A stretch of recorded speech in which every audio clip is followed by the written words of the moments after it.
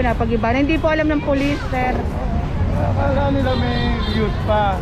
Sabi ni Commander, sige, anytime naman sir, pwede ko pa yun. Wala naman yun, hindi naman din namin na. Tagal na nga nandyan yan, sabi. Ayun, pinausap po kasi ng Sir Agi. Itong police dito po sa station po dito. Hingin tayo ng assistance para pagpasok natin ang Soler, may kasama tayo. Ayun po, police assistant naman tayo, coordination sa mga kapulisan. Siyempre hindi natin alam kung ano mangyayari sa ating clearing operation.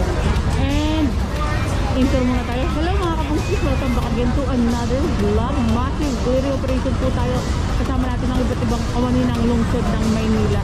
Kasama natin sila Chief Engineer Bernard Nadonga, Sir Bulanon, Sir Andy Pico, Sir Bautista, DEPW5, DEP Flood Control 1, DEPW1. Ano pa? At may assist tayong kapulisan at ayun po ang ating mga truck. Kaya tingin ko yung mga vendor nga po mabilis na illegal vendor na makakalis dahil nga po ang traffic nito. And magbabalikan po sila diary. Sabihin mo daw sa DPWH na mo, gigibayin ka mo. Ako? Ha? Kasi po alam mo ni Commander Manual. Parang ano tayo dito eh. Para bang hindi ka aya-aya yung acting na eh. DPWH na. Wala. Siga DP ka? Hindi po. Ang gumawa kasi neto DPWH. Dati pa yun? Opo. Eh wala na ngayon yan. Wala na po. Pwede na natin gawin. Opo. Sasabihin. Continuation tayo mga kabukisis. Babalikan na lang po yung sa may DPWH para gibain. Continuation tayo mga kabukisis with police assistance.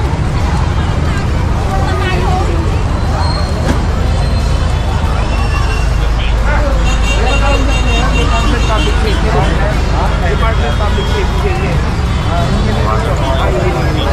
Radyo mo rin.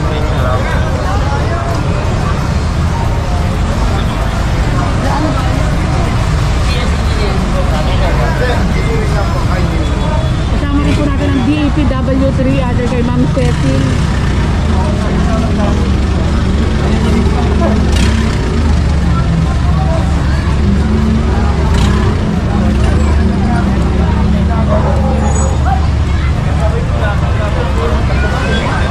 Diba mga tao, bago.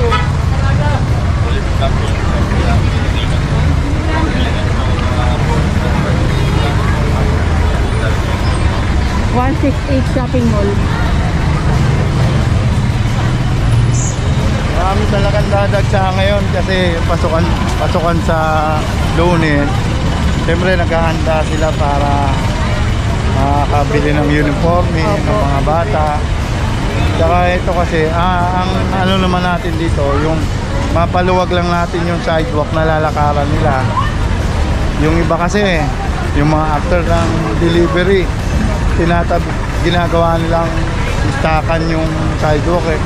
Kaya yung mga tao, wala nang nalalakaran. Mahirap na po maglakad din po. Oo.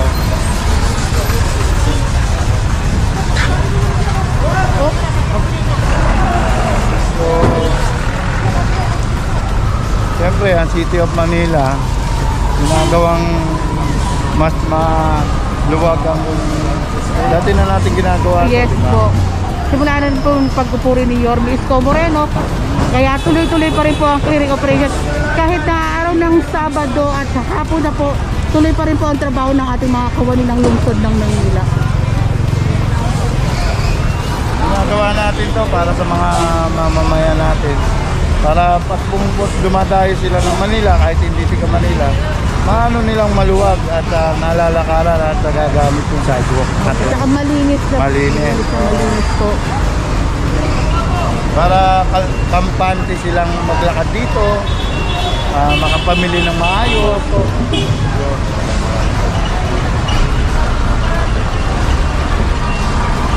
Saka yung mga turista rin, mga kabungdago lang rin ha.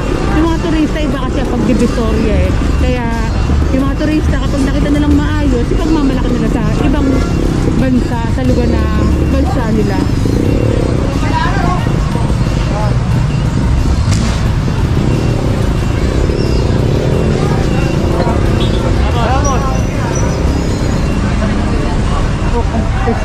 ito yata, ano, puro kahon na lang. Karton. Na nagpapasikip po.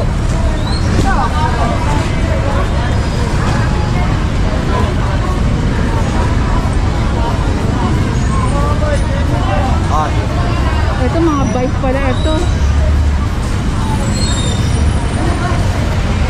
Ginagawa sa roda. Tapos nakalagay dito sa ano.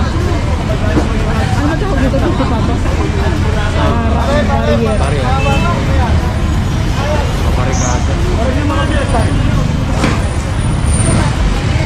Ito ano? Ano yan?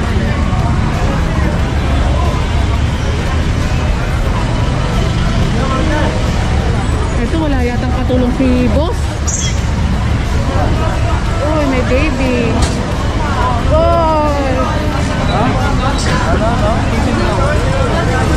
Yung bata ka? Boss! Ano yan? Boss? Ano? Saan kayo? Lalamog po, lalamog. Lalamog. Kamusta na kayo? Sir Erwin Teranya. DEPW1.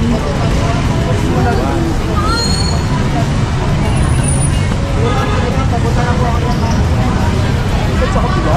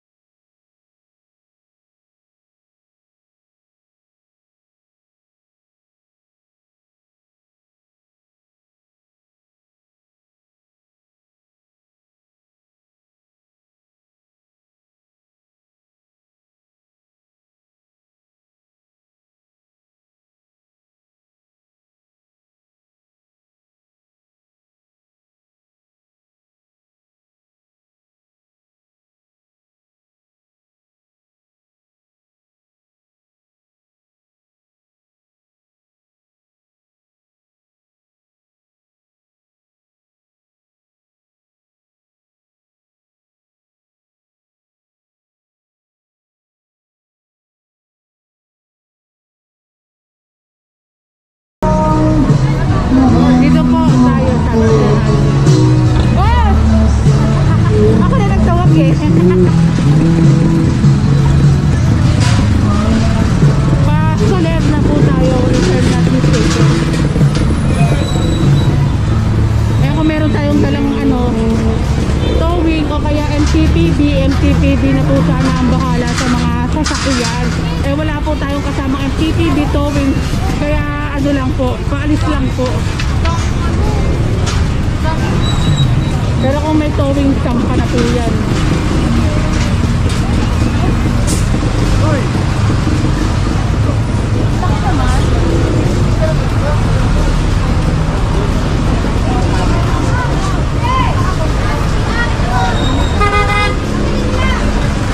Motor. Eto, merong ano, motor pa dito. Hi, Sir Steve. Hi, Sir Jun. Boy Maso, subscribe, Boy Maso.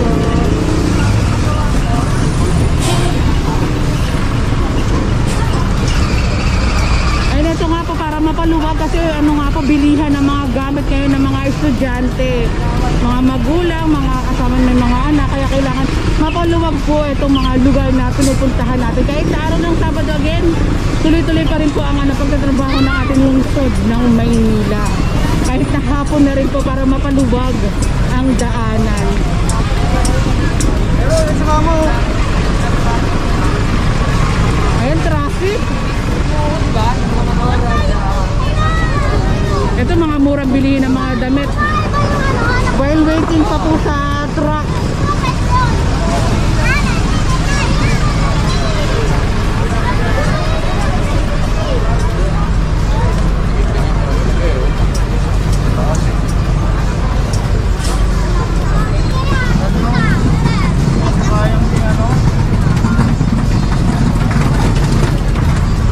Ito, nakalagpas siya sa sidewalk. So, nakalagpas siya ng sidewalk. along Soler. Nilalabas natin yung sidewalk dito. Binibigyan natin siya ng pagkakataon pa para itabi yung gamit niya. Kasi alam naman natin na mumuhunan din sila. Hanggang Pinausok saan lang pa po natin. ba sila, Sir Andy? Ha? Yung allowed sa kanila? Ay, ang laki rin po pala. Ang laki rin pala ng nasakop dito. Huwag ka matalang na. Ay, wala pong kinukumpiska ang ating clearing team. Pinapaayos lang po itong pwesto na ito, sabi ni Sir Andy. Hanggang dyan daw po sa kulay blue.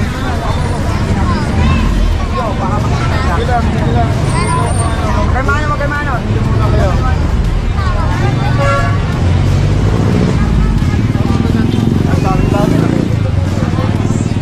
Tignan nyo, ang laki na sinakop nyo.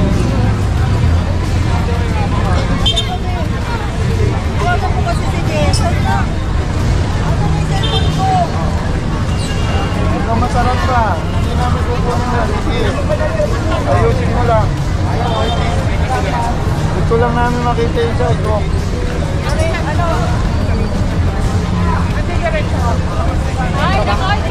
Pero ito pagkano natin, pero sa ulitin to kukunin na natin lahat yan. Kumpiskado na po yung mga Oo. paninda.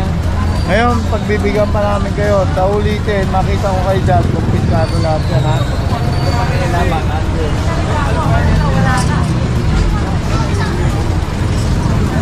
Sobrang traffic.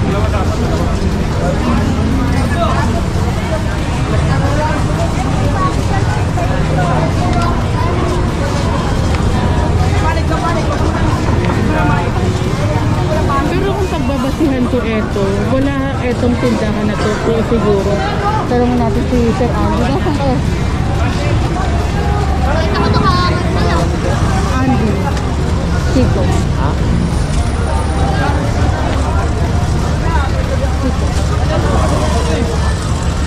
Nahanap ko nga si Sir Andy. Tatanungin nga natin regarding nga po dito.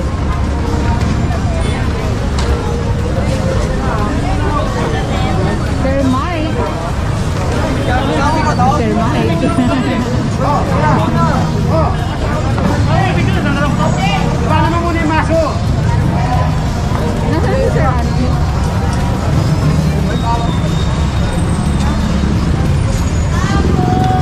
Ay, tanong lang po natin si Sir Andy. Sir Andy, matanong ko lang po, kasi kung pagbabasihan natin yung kulay blue, wala po sana itong stall natin dito. Oo, kasi sidewalk yun eh. Yung pinalilitaw natin dito, yung sidewalk mismo. Eh, ito kasi mga to, okay yan. Na ano lang, mga vendor yan para sila naman, mga ano. Wag lang nilang sasakupin yung sidewalk dito sa may Soler. O, wag lang walang madaanan. Oo, kasi pwede naman silang umusog eh. Ang nangyayari, dagdag sila ng dagdag ng paninda. Kahit hindi nila paninda, nilalagay nila dyan. Palaki po ng palaki ang kanilang Oo, palaki ng palaki hanggang masakop na yung sidewalk. Ayun, salamat Sir Andy. Ayun na yan, pwede naman po basta yung may madaanan tulad niyan, may bangketa na po tayong nakikita ngayon. Ayan po yung bangketa. Tulungan na.